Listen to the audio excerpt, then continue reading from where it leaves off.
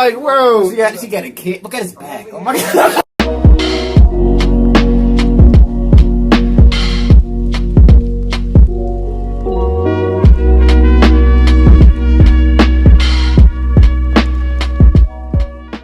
Welcome back to another reaction. Yeah. The continuation of the real history of slavery. Thomas Sowell. Part 2. I started part 1 by myself. It was pretty much just a rundown of the one video we had reacted to before of him talking about slavery, but this is him going into a much longer, detailed version of that. And this is a 2-hour long video. Like I said in the first one, we may not necessarily react to this whole thing, but we can break it up into parts for the parts that we do end up reacting to. I'm thinking we can probably go from around 9-10 parts, and depending on how far we get with that, we can just cut it off right there, you know. But I feel like we can pretty much get the overall gist of what he's trying to say. Slavery is a very misunderstood topic and very much a huge part of human history, practiced by almost every civilization around the planet up until the 18th century, when the British Kingdom, through their military might and the fact that they had an empire to span the globe, allowed them to withhold laws that made it illegal. And up to that point, slavery was pretty much a way of life, man. You can get conquered by someone else and sold into slavery, or you can get kidnapped and sold into slavery, or some shit like that. Like actual slavery. Like, nigga, you're in tobacco fields in the middle of nowhere cutting down sugar cane and shit. This is just wild.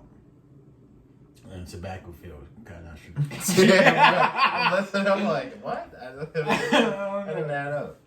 I don't know. I'm thinking Haiti for sugar, and then, you know, tobacco in Brazil, you know, because that's where most of the slaves ended up going, at least when it came to America. A lot of them went to Brazil, you know. But we're gonna see what Thomas Sowell has to say about slavery. We'll pause it if you feel like there's anything you'd like to say, but we're not gonna pause it too much because we know you guys just want to listen. You want to see us listen. And, yeah, we're gonna hop right in. Hit that like button, subscribe, and share. Road to 10K subscribers. Really appreciate our support. We're gonna hop right into the video. Hit the bell. This was true of the Balkans, the backwaters of Asia, and much of sub-Saharan Africa. By the early modern era, sub-Saharan Africa, with its numerous and severe geographic handicaps, was one of the last remaining areas from which vast numbers of people could be enslaved. Far from being targeted by Europeans for racial reasons, as some have claimed, Africa was resorted to as a source of large supplies of slaves only after centuries of Europeans enslaving other Europeans had been brought to an end by the consolidation of nations and empires on the European continent, by internal shifts from slavery to serfdom in much of Europe, and by the Catholic Church's pressures against enslaving fellow Christians, which was by no means the same as the Church's saying that slavery, as such, was wrong. Similar consolidations of political units in parts of Asia led to a decline of slavery in those realms.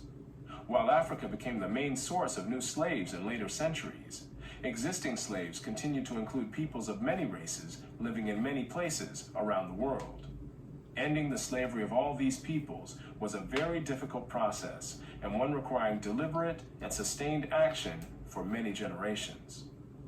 Ironically, the anti-slavery ideology behind this process began to develop in 18th century Britain, at a time when the British Empire led the world in slave trading, and when the economy of most of its overseas colonies in the Western Hemisphere depended on slaves. Here again, the baffling present-day disregard of an international saga of strife, full of individual dramas as well as historic consequences, seems explicable only in terms of today's ideological agendas.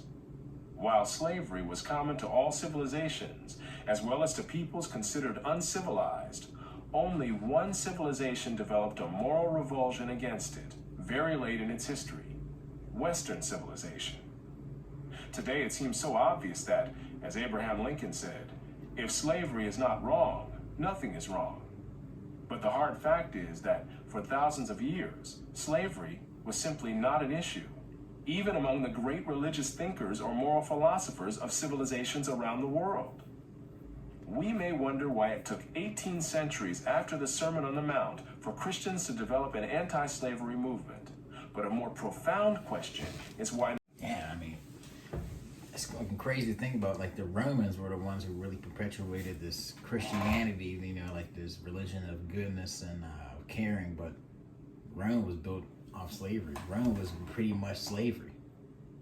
It was the embodiment of slaves. Like I think there were more slaves in the Roman Empire than there were actual Roman people living in the empire.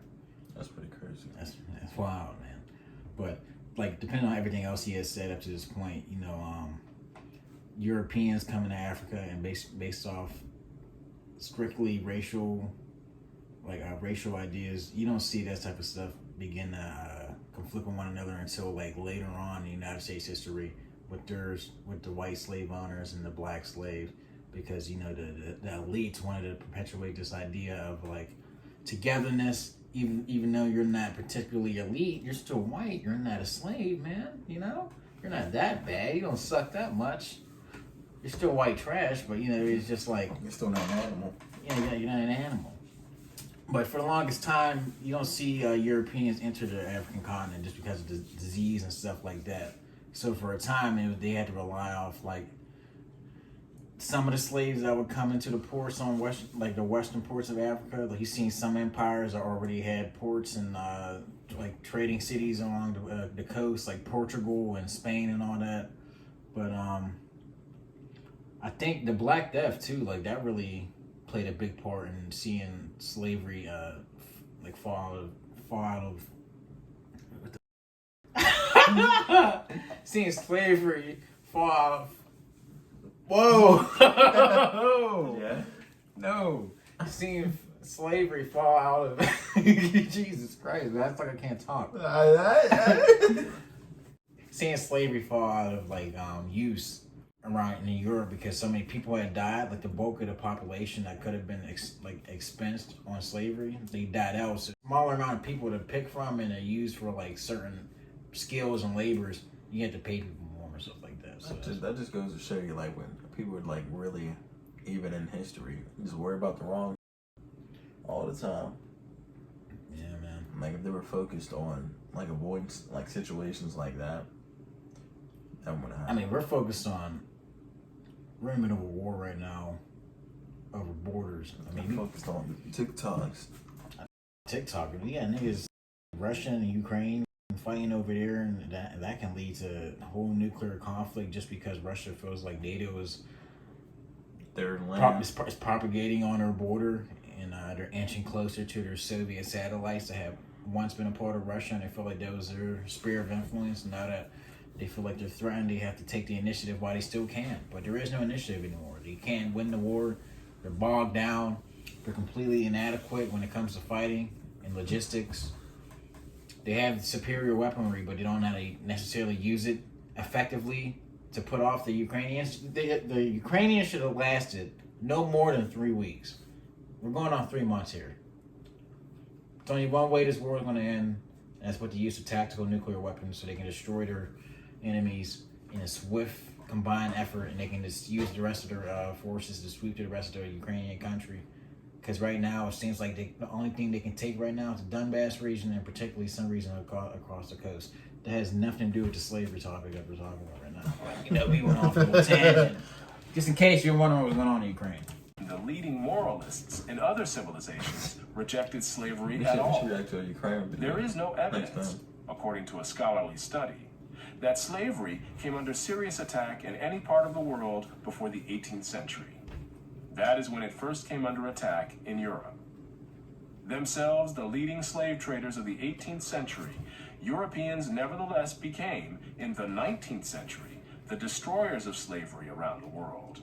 Not just in European societies or European offshoot societies overseas, but in non-European societies as well, over the bitter opposition of Africans, Arabs, Asians, and others. Moreover, within Western civilization, the principal impetus for the abolition of slavery came first from very conservative religious activists, people who would today be called the religious right. Clearly, this story is not politically correct in today's terms. Hence, it is ignored, as if it never happened. Western and non-Western societies. Slavery did not die out quietly of its own accord. It went down fighting to the bitter end, and it lost only because Europeans had gunpowder weapons first. The advance of European imperialism around the world marked the retreat of the slave trade, and then of slavery itself. The British stamped out slavery, not only throughout the British Empire, which included 1/4 of the world, whether measured in land or people, but also by its pressures and its actions against other nations. For example, the British Navy entered Brazilian waters in 1849 and destroyed Brazilian ships that had been used in the slave trade. The British government pressured the Ottoman Empire into banning the African slave trade, and This is later when they was at the threatened to peak. start boarding Ottoman ships in Pax the Mediterranean Britannica, nigga. if that empire did not do a better job of policing the ban. Before World War Still One, they were the later, British Americans stamped out slavery in the Philippines. The Dutch stamped it out in Indonesia. The Russians in Central Asia. The French in their West African and Caribbean colonies.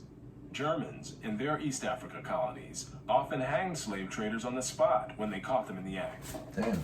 No non-Western nation or civilization shared this animosity towards slavery that began to develop in the Western world in the late 18th century, reached its peak in the 19th century, and continued to fuel the anti-slavery efforts that were still necessary in much of Africa and the Middle East on into the first half of the 20th century.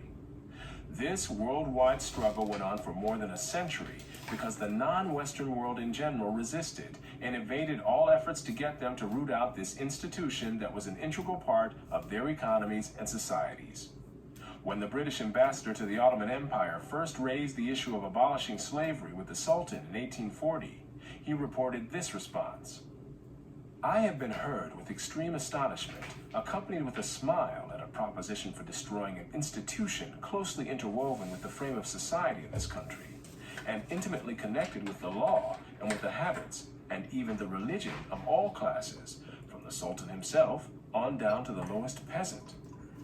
Similarly, the Maoris of New Zealand responded to comments on their enslavement of some fellow Polynesians on other islands by saying, "We took possession in accordance with our customs, and we caught all the people. Not one escaped. Some ran away from us. These we killed, and others we killed. But what of that? It was in accordance with our customs." When British Foreign Secretary Palmerston sought in 1841, through his representative counsel, Atkins Hamerton, to get the ruler of Zanzibar to end the flourishing slave trade there, these Jews were this was trying the to response. drop the slave trade. When Palmerston continued to press for an end to the slave trade, Said pleaded that if he acceded to British demands, his subjects would withdraw their loyalty from him and support another claimant to the throne. And was he not looked up to by all Arabs generally as the person who should protect and guarantee for them their dearest interests, the right to carry on the slave trade? He reminded Hamerton that Arabs were not like the English and other European people who were always reading and writing and were unable to understand the anti-slavery viewpoint. The British obsession with it was quite inexplicable to them. In short, what was so patently wrong about slavery in the eyes of Western civilization of the past 2 centuries was almost incomprehensible to many non-Westerners. Eventually, some westernized elites or intellectuals in non-Western societies also became embarrassed about slavery, but these societies developed no such fervent anti-slavery movements as those which propelled successive European and European offshoot societies to ban this practice for themselves and to stamp it out, among others. In the Western world, hostility to slavery was by no means confined to elites. When a British ship stopped at Zanzibar in the 19th century, it was considered dangerous to let British sailors go ashore for fear that they would riot if they saw the slave market there. In the years leading up to the abolition of slavery in Brazil, soldiers and their officers no longer believed in the legitimacy of slavery, and so dragged their feet when assigned the task of recapturing runaway slaves. Soldiers continued to be sent to places where slaves were on the loose, but were not afraid to express their unwillingness to capture fugitives. The commander of an army unit sent to a community in Sao Paulo early in 1888 agreed to maintain order, but openly declined to capture slaves. If I'm a police like back then, like in the 1800s, I'm not about to go chasing slaves down. Yeah, but you're, like, just to bring them back and just for them to leave, just to bring them back, just for them to leave, Man, just to bring them back. You're going to like undeveloped territory. Like this is like early empires, like when they first reached the continents. Like you got Spain, who pretty much was there for the crops and using the slaves as like ways of getting the resources out of the continent and bringing them back to the mainland. But oh wow, man, you can't necessarily be surprised that was like the main way that empires around the world was able to enforce labor. Up until machinery became pretty much super cheap and pretty much accessible to any country with an accessible amount of resources, slavery was pretty much the deal. If it wasn't for, let's say, the industrial age, or necessarily Britain being able to use machinery and mechanisms to produce their ships or their weapons of war, would they still have the same ideas that they had about slavery that they do now? Like, would they have fought to destroy slavery across their empire, or would they necessarily kept it because it was an integral part of society and there was actually a need for it? Especially when you have an empire of that size, that vast. I mean, you can use the people there on a continent already to do the work for you. But is that easier, or is it easier just to get a machine to do it? I mean, was that the driving force, really? I heard that comment before. You know what I mean? But this was interesting. Do you have any thoughts of what he had to say with the slave trade, or just slavery in general, the history so far? I just feel like when it comes to a point where it's like almost in the middle to the end, like people were feeling like this. I'm like from the jump, it's like I wonder like what they were really feeling, because like they knew it was wrong. Like you can. Did they know it was wrong? They had to, because like if a large body of people is just like, oh man, like maybe this shouldn't happen. I'm like, there's no way that these intellectuals were like not thinking, like didn't cross their mind like this is not right. I don't know. I think we're thinking. It's just so weird because you think of it from a perspective of nowadays where we're bombarded with morality and stuff like that, you know, that type of thinking. But necessarily was that the type of thinking that there was going on back then? Especially when you came across other people who were, especially when you're not white. Forget being white. You were technologically inferior to you, apparently culturally inferior to you, assumably you. I mean, your culture has brought you this far. Apparently, your God has brought you this far. You got these lonely savages or rambling on. I don't know. But hey, man, let us know if you want to see part 3. It's going to be coming soon. Like we said, we're going to try to do multiple parts of this. Try not to pause it so much. Some of you guys like it when we pause a lot. Some of you don't like when we pause a lot. So whenever we do pause it, try to give you as much of what we have to say as possible. And yeah, hit that like button, subscribe and share. It's the road to 10K subscribers. We're going to see you next time. Peace. Da da da da da.